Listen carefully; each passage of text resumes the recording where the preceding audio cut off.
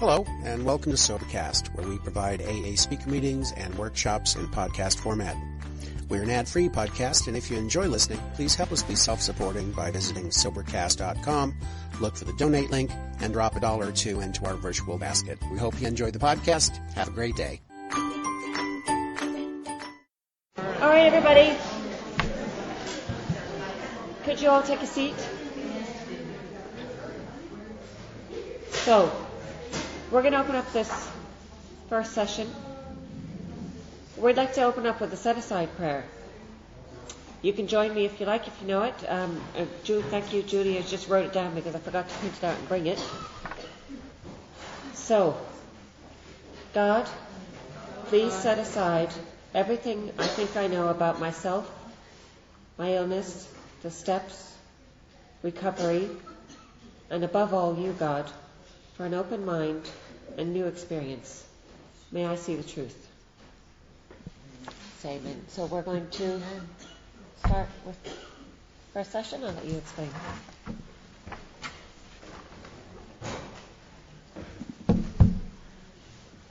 Hi, my name's Laura, and I'm a real alcoholic. Hi, Laura. Great to see everybody here this morning. It's something, when you take time out from your busy lives to come to an event like this. Can everyone hear me? Yes. I'm told very often that I don't speak up enough, which I find strange because when I first moved to the UK, I found that wherever I went, I was louder. I'm not American, I'm Canadian, but I was louder than everyone else. Maybe it's my years in the UK that, whatever. All right, so step one, does everyone in this room know what's wrong with them?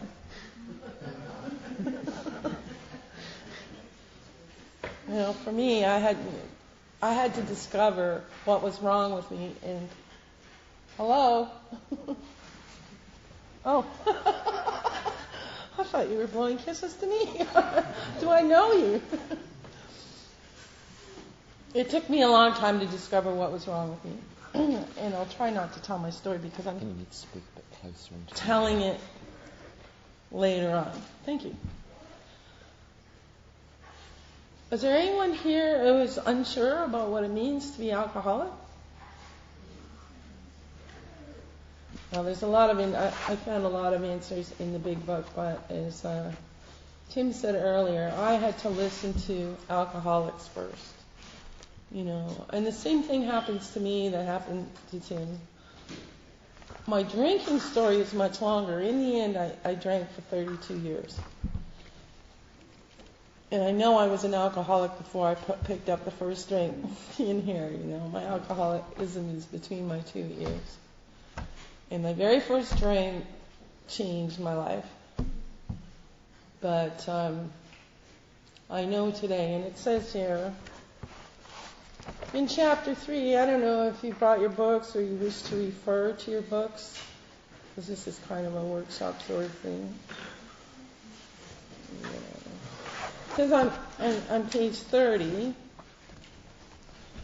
well, let's go, the step. It's not hanging up here. We admitted we were powerless over alcohol. And then there's this long dash. It's a pause. That our lives had become unmanageable. And someone who had only about 4 or 5 months dry time more than I did explained to me that she was a little bit of an English major and a grammar person. She said that long dash is like a full stop. She said step 1 is in 2 parts. It's 2 sentences. And the first part was I was powerless over alcohol. Now, I never, in my head, powerless didn't really work for me because I came to AA convinced that it was about finding willpower. I was convinced that I didn't have any, and I was convinced that all of you had stopped drinking by willpower, and that somehow you were magically endowed with this power that I didn't have. I was very lost and very deluded, and it took a long time for me to discover that many in the rooms did not get sober by trying. Then I heard that people had been struck sober And I didn't really, I had to learn to believe them, and I wished that would happen to me. But I still didn't understand what was wrong with me. And I did not believe in magic. I did not believe in magic. But see, I was a person who went through my life from that first drink pretty much unconsciously. I had a lot of bad experiences with alcohol, but I never turned around and looked inside. I was always looking outside. I blamed my drinking, my excesses on outside events. But sitting in AA consistently for about 3 months, I started to learn a few things. And slowly I started to concede to my innermost self. That's the line on page 30. We learned we had to fully concede to our innermost selves that we were alcoholics. This is the first step of recovery. And of course I've heard many times that step 1 is the only one you need to get 100%. Well, I didn't get it 100% the first time. I spent 5 years infrequently trying to stop drinking and coming to AA meetings and being told not to pick up the first drink. I didn't even want to stop drinking, but there I'm leaking into my story. So, what is powerless over alcohol to me? I was lucky. I had I finally got a big book sponsor, and they made it, and there were some people in the group that were following this method, and they made it really simple. And they pointed out to me that the doctor's opinion, the first chapter, which is not called chapter 1, and it's numbered in Roman numerals, which I'm sure makes a lot of us skip this extra information. But the doctor, this little doctor, back in the 1930s, who treated so many alcoholics, he knew, he had a theory in his head that somehow we were allergic to alcohol.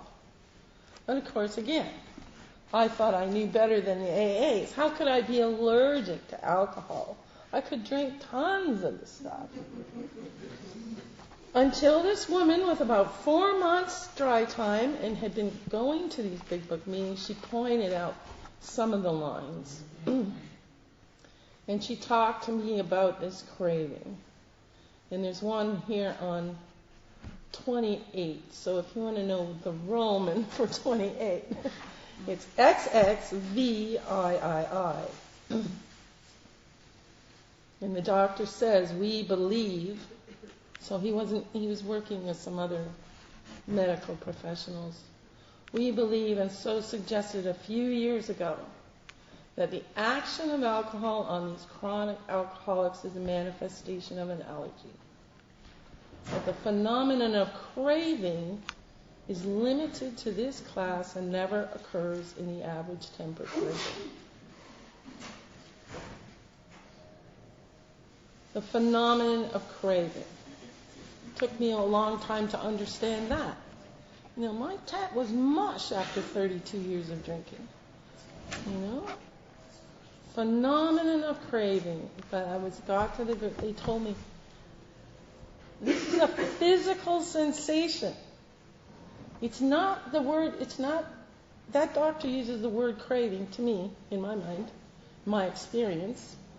The doctor uses the word craving in a different way than they use it out there.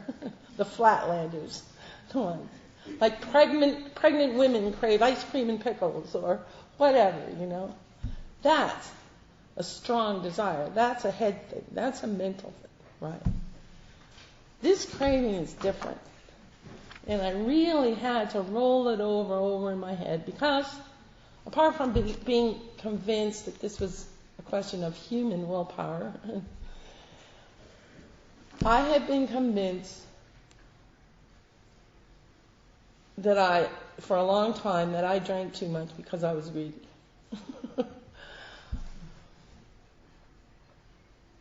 I didn't understand. This craving is what happens to me as soon as I touch a drink. It could be a sip, it could be a half a glass, certainly the first glass. And for some people it takes 2 or 3. But that finally explained to me why the first drink got me drunk. It finally explained to me why every time every time I took a drink or part of a drink, I would have to finish the bottle and possibly go get another one. And possibly go get another one. It finally explained that there was a physical reason where it says on page 30, we learned that we're bodily and mentally different from other people. I could never really admit that I was different from other people. That explained why I had always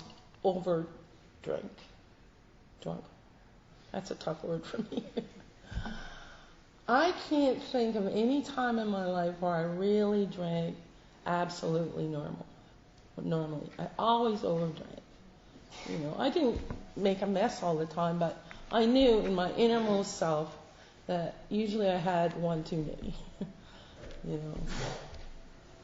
But that explained it. And the effect of that for me was so liberating. Because I thought it had been my fault that I drank so much. I thought I was a greedy person. I had been in other areas. But, that made me feel ashamed and less than. And when I'm ashamed, I don't reach out for help. I don't want to ask questions. I'm an alcoholic. I was wearing a really big mask. I want to be as good as everyone else. So I didn't want to show this shame. But when I finally understood why I was powerless over alcohol because of this craving. When I drank it, because of this craving. This craving is the manifestation of an allergy. That's how my allergy shows up. I don't get sick. I want more. It's as simple as that. But when it took away the shame, I thought, aha, I'm on to something. But no, I thought I was in the right place. And I thought that this group, which is a big book group in Cannes, France, could help me. That's the physical side of step 1. Do you have anything to say about the physical? The physical craving? Maybe. Tim, alcoholic. I'm letting Laura do the heavy lifting here. I'll do a bit of decoration after each item. I didn't know that I had a physical craving. First of all, whenever I had a drink, it felt like I was deciding to drink. When I've had 3/4 of a bottle of gin, it feels like I'm deciding to have another gin. Because something in my mind says, let's have another gin. So I do. So I had trouble with the concept of powerlessness. And there's a marvellous line in the doctor's opinion.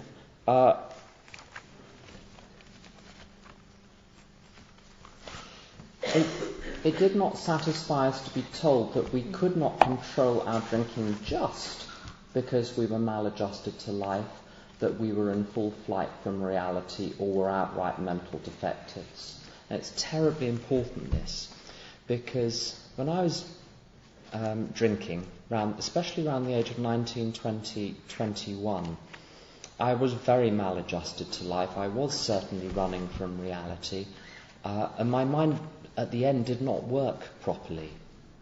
When I read something, I would get to the end of the paragraph and not remember what was at the beginning of the paragraph.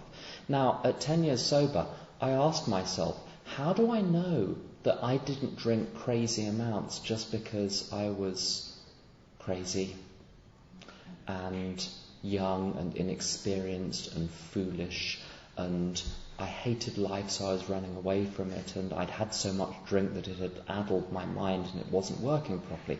Now that I'm 10 years sober, I have at least externally, a good life, and my mind works properly, and reality I can kind of deal with, and I'm not as happy as I could be, but I know a lot of people who are unhappier, and I recognise that I mustn't drink too much. How do I know that I couldn't drink normally now? How do I know that I couldn't drink reasonable amounts? And what this book says is, well, ask yourself, effectively what it's doing is it says, ask yourself, well, is there any other explanation other than that's just what your body does that works? Now, option number 1, maladjusted to life. So yeah, I did drink buckets of this stuff when I was very unhappy. But I remember a holiday when I was 19. I was travelling around Europe with someone who I was very fond of. We were going around for 6 or 7 weeks, and I remember sitting in a campsite overlooking Florence, and we had some boxes of wine, and it was Florence. I had an amazing day. I'd had a lovely time, and I had the first box of wine. We had the first box of wine between us, and I got to the zone. I got to the point where there was a click inside me, and I relaxed, and everything was fine, and I wanted to be here forever, perfectly happy. I had the knowledge and the experience by this point that I mustn't overshoot, I mustn't drink too much, I mustn't tip over. And I had the second box of wine. I was already where I needed to be. I didn't notice any physical effect from the second box. It's not like I needed to be drunker. I was perfectly happy, and I still drank too much. I can't blame how much I drank on being unhappy, because when I was happy, I still did it.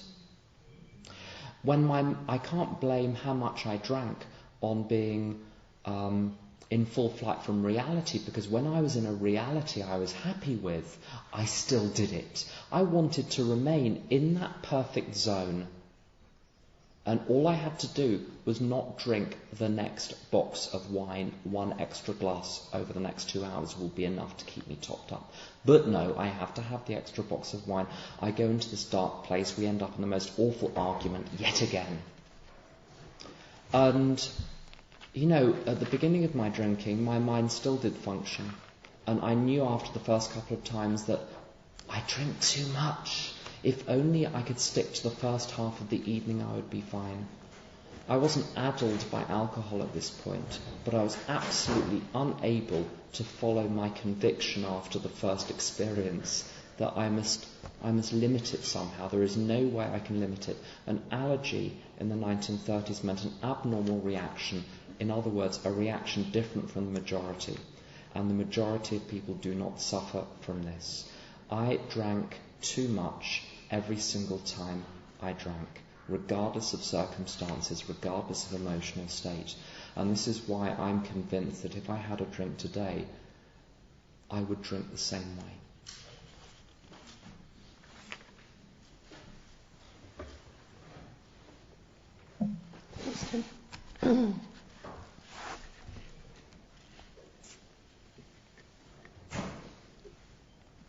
I was looking in here for the page reference, but Tim used a good word, ask myself, ask yourselves. Have you asked yourself enough what happens when you drink? But there's an indication of a test in here. I think it's in here. It's the Marty Mann test. It's about the controlled drinking experiment. Bottom of 31. Is it on 31? Yeah, it is 31, 32. And Marty Mann was one of the first women alcoholics in AA. And that's 21. And I heard about this after I got sober. I don't think I ever really tried it myself, although not seriously. Although, in effect, I tried it many, many, many, many times, where I'd be going out for an evening, and I had the vague idea that if I drank too much, I would get in trouble, or if it was a business function with my husband or other, I didn't want to embarrass myself or him. And I would go into these occasions thinking, I'll just have 1, 2, 3, I won't step over that line. And I really believed it was a question of choice, but that's sort of the second half. Well, no, it's a question of choice of how much I will drink. And this is the test. And I know what would happen to me, but it's at the bottom of 31. So if you have any doubts about whether you have the allergy, which is one part of the illness, we do not like to pronounce any individual as alcoholic, but you can quickly diagnose yourself. Step over into the nearest bar room and try some controlled drinking. Try to drink and stop abruptly. Try it more than once. It will not take long for you to decide if you are honest with yourself about it. And it may be worth a bad case of jitters if you get a full knowledge of your condition. So this means going in consciously to try to control your drinking once you've stopped. Well, I never did that consciously because I found out about this after I got sober. But when I think about this, do the mental exercise in my head, what would happen if I went up to a bar and ordered just one drink? I have no wish to do that. But going through it, I know what would happen. But it also gives me this little disgusting feeling, not nausea quite, in the pit of my stomach. And I have a friend who says, I think of this as like going up to the bar and asking, give me a craving. Say, give me a beer, a glass of wine. Give me a glass of craving. I think that's kind of cute,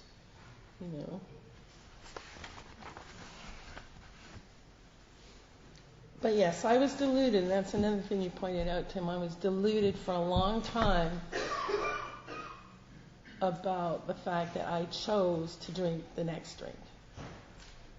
I chose to drink so much.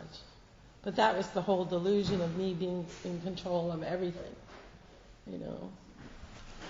My very first meeting of Alcoholics Anonymous, they told me I had an illness. They told me about the allergy. But as I said, I wouldn't believe them. And because one part of my illness is a huge amount of pride, I was afraid to ask people what the allergy meant. But it's fully explained in this book. And, however, I couldn't go through this book on my own because I have an illness of perception, and so I needed to read it alongside another alcoholic, or several, that actually understood the message in this book.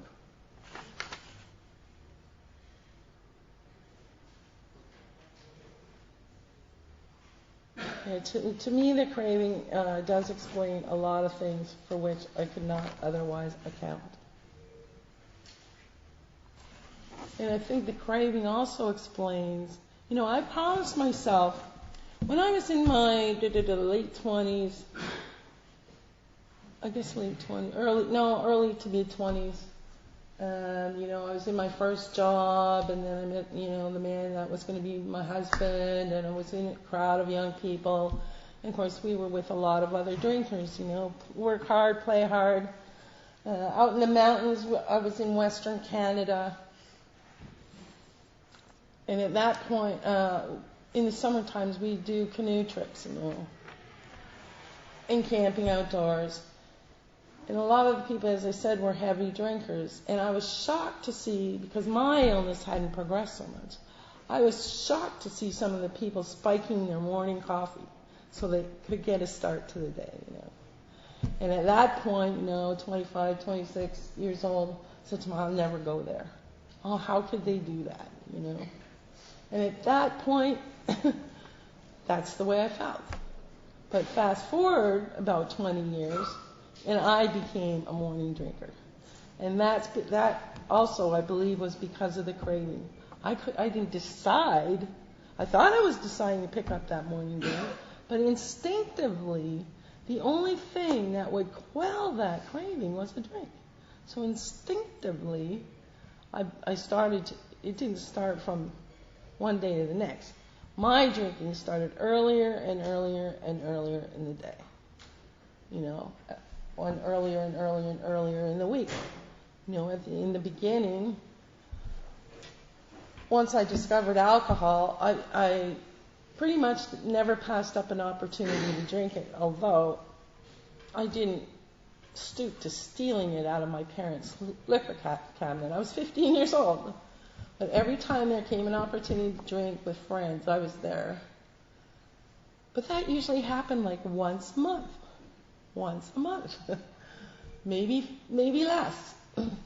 Then as I did my studies and I suppose moved away from authoritarian figures and then had the money, my first job, I thought the normal thing to do was to go to work every day and come home and have a drink to relax. But that's what I'd watch my parents do. I thought that was just normal, but I didn't realize that, I didn't realize when my drinking had progressed from just on the weekends to every day, But I've watched it a lot in other people now that I know what's wrong with me. And I can see them. My favorite example is my mother. And I visit her once in a while. She's over in Canada. And she doesn't appear to have the craving, but she's definitely dependent on that afternoon drink. And of course, when I'm around, I make her nervous. So when I first get there, she hasn't started to drink until, cocktail hour, let's call it. But after I've been there for a few days, for some reason, she's used to living alone. She likes it that way. I make her nervous. Whatever the situation, and she will start to drink like an hour earlier or an hour earlier. And if something comes between her and her set time of drinking, like the year the battery in the car died after the Christmas Eve church service, it was very tense. It was very tense, And recently she said to me, she's almost 80 years old, and she's in pretty good health. But she said to me, I can't get sick. I can't get sick. And maybe I'm reading a lot into it, but I know she's very, very afraid of being under the care of someone else who can see her drinking, But she can't get sick because she can't go to hospital because they don't serve cocktails in the hospital, But that's because of the craving. The craving makes me want, it makes me want to drink. This is why I know if I start again, if I take that one drink, well, apart from it not being in me, I also know now, I also believe now that it won't be me, the real me, that takes the drink. It will be my illness. But that's we'll talk about that later, possibly. But if I take a drink, first of all, I don't know how much I'll drink after that drink, as you said, in that instance, in that drinking episode. But I've also watched people, and they think it might only be, I'll go out of AA for one night or for the weekend, and then I'll come back. It's a special occasion. I'll go out for one weekend and come back. And I've watched enough people to see, and it says in this book too, it says that the alcoholic, I used to know the page numbers really well. We know that the alcoholic, as long as he stays away from the alcohol, reacts pretty much like normal men. I don't believe that part, but let's just take it for granted. 24, is it?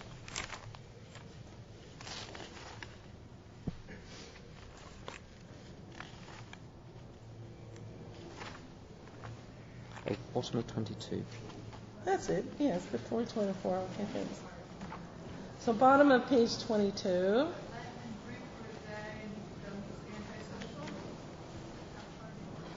So is there a question? And that's let him drink for a day and he becomes antisocial? Oh, no, that's not the one I meant, but yeah, that's the difference. Bottom of page 22, it says, we know that while the alcoholic keeps away from drink, as he may do for months or years, he reacts much like other men. I'm not really sure what that means, but the important part is we are equally positive that once he takes any alcohol, whatever, into his system, something happens both in the bodily and mental sense, which makes it virtually impossible for him to stop. The experience of any alcoholic will abundantly confirm this. Once I... Sorry. Go ahead. Well, no, I was just going to come in on the obsessions. I think that's a good point to segue into the obsession side, because looking back at my drinking, I'm very clear that I must never have another drink, because I may never come back. Therefore, and this is what the book immediately goes on to say, therefore my main problem is my mind stone cold sober, which would, in inverted commas, make a decision to have a drink. The only person that would put alcohol inside me, that would put the first drink inside me, is me. Therefore, I'm the problem. I've got to make sure that my mind does not say yes to the first drink. So my real problem is not what happens when I drink. My real problem is my mind stone cold sober. Now, I talked about when I was drinking, when I'd had a drink, it always felt like I had the second drink, the fourth drink, the 14th drink as the result of a decision, because that's how it feels. And it was like that with every first drink I ever took. It felt like, I have just decided to have the first drink. There we go. Now, a decision, I've been taught, is a commitment to action based on a sound analysis of the facts. That is what the decision in step 3 will be, a commitment to action based on a sound analysis of the facts. Now, my analysis of the facts when I was stone cold sober was never sound. But also, sometimes there was no analysis. So my question then is, if I was not committing myself to a drink based on a sound analysis of the facts, what was I doing? What I was doing was yielding to an impulse beyond my mental control, which is totally different. And if you're in Al-Anon, you'll discover yourself yielding to impulses beyond your mental control as well, when you decide to tell them one more time how to live. Because this time, if you explain it carefully enough, they'll obey, finally. And they'll get sober, or they'll do what you want them to do. And the impulse is coming up inside you, and you just have to do what it says. There is no arguing with it. And in the big book, the reason I love the big book is it gives you 20 pages between the top of 23 and the top of 44, 21 pages to be strict, where it looks at the mind of the alcoholic stone cold sober. And the first one is on page 23, when you've got the man with the hammer who hits himself over the head with the hammer because it will dull the pain, he thinks. Now, someone said to me, why did you drink, do you think? And I said, depression, loneliness, anxiety. And he said, did your drinking improve those 3 conditions over the long term? And the answer was no. I was more depressed, more lonely, more anxious at the end of my drinking than at the beginning. This is called fallacious reasoning. This is the man with the hammer. The next man is on 20. I'm afraid it's all men. But imagine, if you can, what it must be like being one of these alcoholic men. 26, 27, there is a man who goes to see Jung, of all people, probably just up the road from here. Go and visit the site, say a little prayer. And it's great, because this is a man who has religion, whose mind is sorted out, yet there is an impulse within him stronger than his mind, which takes him to a drink. The next one is on page 32. This is the man of 30 who has the belief he's given up alcohol before. So, if he starts again after 25 years, it's perfectly... If it's bad, he'll just stop again. But he's unable to. He believes he has power. And then we have Jim. Some people say, this is Jim on page 35, we haven't got time to go through the whole story of Jim, but essentially he's made a start in recovery, but he hasn't completed the AA program. And Jim is a little bit neurotic, but nowhere near as neurotic as I was when I was new, and perhaps nowhere near as neurotic as some of you are. Now, Jim's doing reasonably well, but suddenly the thought crosses his mind that a drink would be a good idea, and he believes that if he mixes alcohol with milk, he'll be safe. This is untrue, but it appears to him to be true. And it talks about this a couple of pages earlier as a peculiar mental twist, a twist in reality. If my sobriety depends on my perception of reality remaining untwisted for the rest of my life, good luck, because I have a twisted perception of reality in all sorts of other respects. So he has a twisted perception of reality and he gets drunk. You look at the next man, the jaywalker on page 37. Just like the man with the hammer has this impulse that he desperately wants the pain to go, and so he takes the drink, and even though it will make it worse, all he can see is this relief 5 minutes away. And the jaywalker is the same. There will be terrible consequences if he keeps running across the road in front of traffic, but all he can see is the temporary thrill. And this is the peculiar the awful lack of perspective it talks about, I think, in Bill's story, where the thing which is right in front of your face seems so much more important, so much bigger than the thing over there, the consequences. And so the jaywalker is just like the man with the hammer. The thrill I'm going to get now outweighs the consequences I'm going to get tomorrow or next year. And then you've got Fred, who is the most baffling person, and that is on page 39. Now, he doesn't even take the AA program. He believes that self-knowledge is going to be enough. And he has an amazing life, and he has an amazing day, and he still drinks. There is something deeply wrong with him below the level of consciousness. And with him it talks about a mental blank spot. So the information doesn't even show up of what happens when he has a drink. A desire to drink hits him and he follows the desire to drink. The AA program works, as far as I'm concerned, because my mind is no longer in control. I'm in touch with forces within me which are stronger than the impulse to drink. When I stand on the edge of a train platform and the train is coming in, I instinctively pull back from the edge of the platform. Not as a mental process, it's instinctive, it's self-preservation. There is something about alcoholism where that self-preservation instinct gets turned off and the other instinct for relief is in charge. And that instinct for relief, the underlying spiritual condition, if I don't give it relief, it will give itself relief. It will find a way to give itself relief, even if that relief would ultimately kill me. And that is alcoholism. And Sister B.M., who is an amazing speaker, she would say, my head would kill me if it didn't need me for transportation.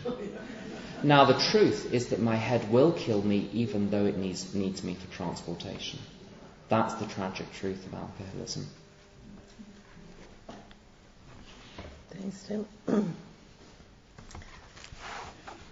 Yeah, that's one of the first surprising things I heard in AA. It was that my head would kill me, and I didn't think I had trusted my head for a very long time, and I really did believe that I was in control until I learned otherwise. Thank God, by grace.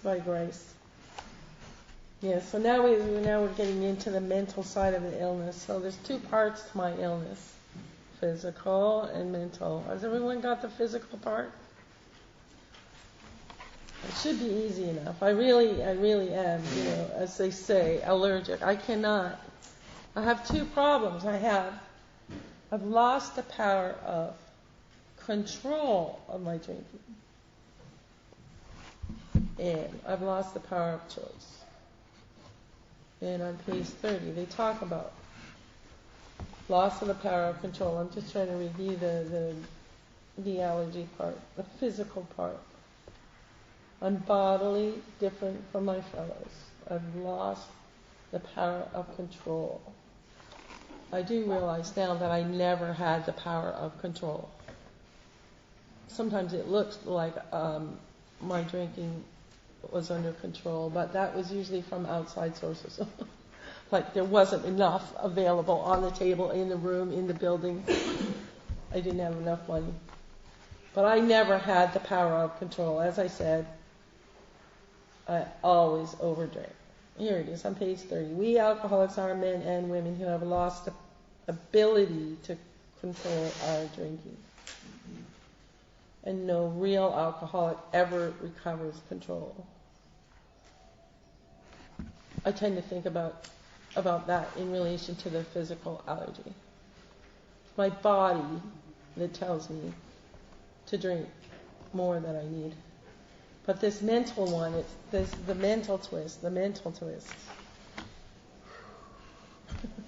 Very scary. And Tim has touched on, how much time do we have for this session? How long do we have? Well, do we have an hour, or? I think or have we flogged it? So we've got another 5-10 minutes. 5 minutes. Okay. I just didn't want to. To me, now that I understand what's wrong with me, the mental part is so important.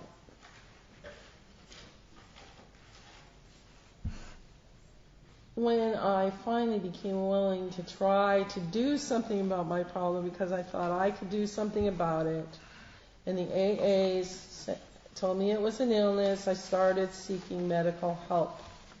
Of course, it's well known nowadays that if you have a problem with drugs or alcohol, you go to rehab, right? In the end, I went into a medical facility to get detox, let's say, dried out. And I was convinced that once I was dried out, I wouldn't have to drink again. I was convinced that once I was dried out... 5 minutes of questions. Okay. I was convinced that once I was dried out, I wouldn't have to drink again. Somehow inside me, I thought, it was, drinking the day before, maybe drink the day after.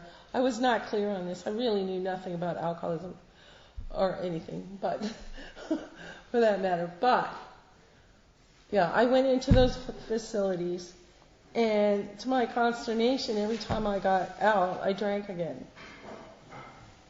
But as I said before, I was totally unconscious of what was happening to me. And I was almost past the point of caring. Until I got serious about AA, and that was really just by the grace, and started going to meetings. And I was about 3 months dry, and we had a big book workshop meeting. And I heard on the CD, it's based around some recorded workshops. And a fellow called Joe H. was telling a part of his story and how he was working with his sponsor, and his sponsor asked him to list down all the crazy things he had done while he was drinking. And I thought that's what it was all about. That's what I thought getting honest was about. This is how little I knew.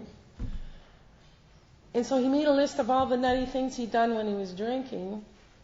He'd been in prison 9 times and all this stuff. I thought that's what it was all about. That's why he stopped drinking. And his sponsor said, that's all very impressive, but the craziest thing you ever did in your drinking was stone cold sober. You walked out of that prison and straight into a bar.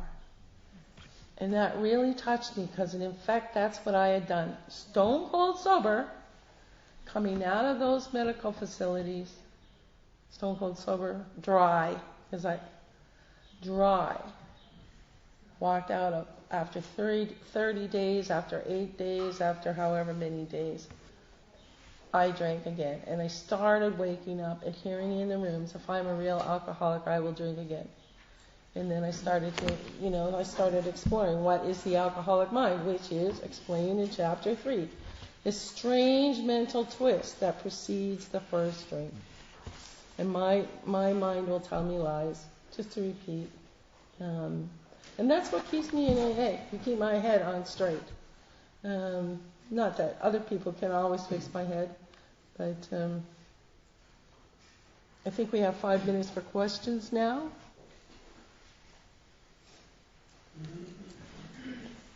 Yes. Anybody would like to? So We can't use the microphone, so shout. So I'll repeat the question back if someone has a question about anything to do with powerlessness, unmanageability, step 1.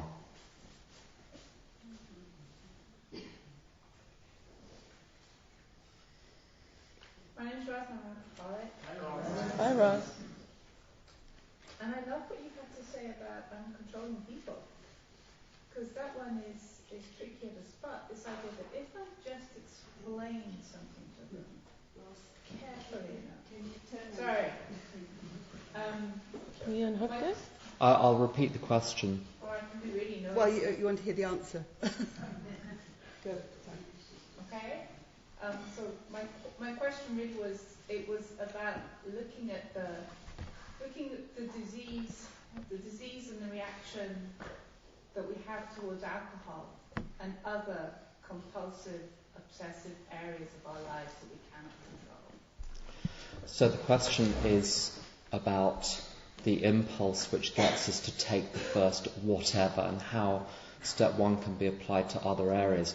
I've had to apply step 1 to all sorts of other areas. A friend of mine says if you have the misfortune to have one addiction, with any luck at all you can have 5 or 6.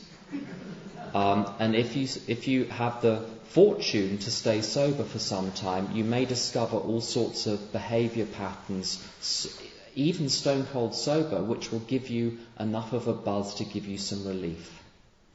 So it's exactly the same mechanism, as far as I'm concerned, as with alcohol. When I start, do I carry on whatever it is, even though it is not in my best interests? And even once I know it's not in my best interests to have the first gamble, to have the first cake, to have the first white sugar, to have the first sexual encounter, whatever it is, does knowledge stop me? Or do I make apparently the same mistake again and again and again, knowing, even with the track running in your mind, this is a terrible idea, I shouldn't be doing this, why am I doing this, I ought to be able to stop, perhaps I ought to call my sponsor, but I've done it. Now, if you've ever done that with anything, or whether it's even the matter of trying to control the lives of the people around you, the question is, there is something that you have not got relief from inside. And I believe there's only one problem. Our solution involves conscious contact with ourselves, with God and with others. And so our problem is conscious disconnection from ourselves, from God and from others. And the alcoholic or addicted mind will do anything to give you a temporary sense of connection. Until the underlying disconnection is solved, then it's going to pop up everywhere. That's my experience. Hi, my name's Julia. I'm an alcoholic. Thank you guys very much. I'd love it if you could just explain the paragraph in italics on page 24, because I've been told this is the death sentence. And a lot of people I know write trigger lists, and I'd like you to comment on what trigger lists at certain times mean, and can we actually predict when we're going to drink again or not with the obsession. My experience is it came suddenly. It told me the lie, you can drink 2 tonight, and I believed it, and that kept on for 5 years till I nearly died. The same thing. I could not see the truth and the false, and the obsession is so scary to me. And I've been told that this is kind of a death sentence paragraph. So I'd love it if you could just comment on it. Shall I just read the paragraph first so we're all clear?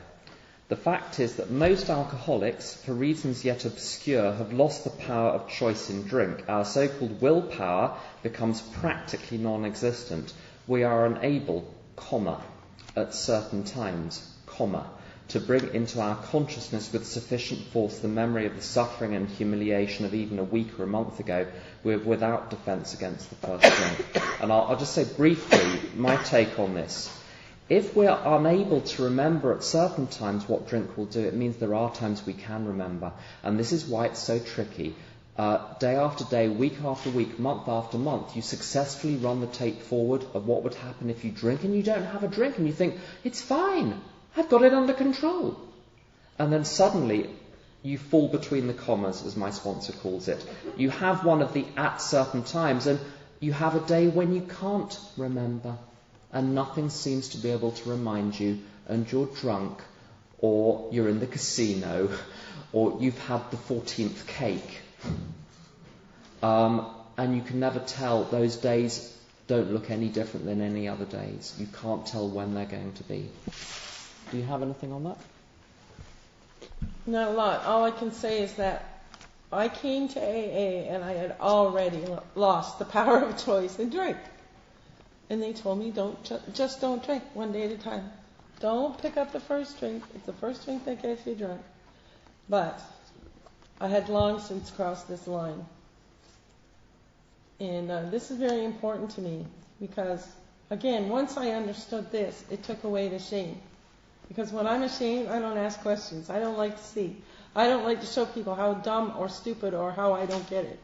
But once I got this, I understood that I really was powerless. I had lost the power of choice. And again, it's almost like my drinking, and it was easy, it took a long time, but after 32 years of drinking, I just made a decision, I just understood that I had trained myself into this. Well, it's a compulsive action, but it was almost like an instinct. It was never a well thought out decision to pick up.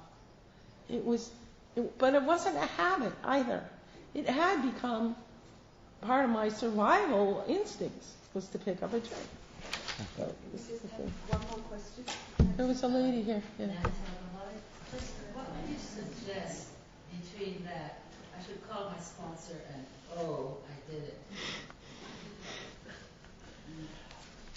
it. So the question is, when the impulse starts to arise, what do? Unfortunately, this is the bad news. It's too late. A couple of weeks earlier, when someone said, you might want to write your step 4, that's the point at which the action can be taken. When someone says, you might want to make 2 or 3 amends a day rather than 1 a fortnight. That, when you're given the instruction, go and take it now, and run back to them saying, I've just taken the instruction, where's the next one? If you do that, the impulse will either not arise, or when it arises, it will go back down again. But once an impulse beyond my mental control is there, it's too late, so you need to get it earlier.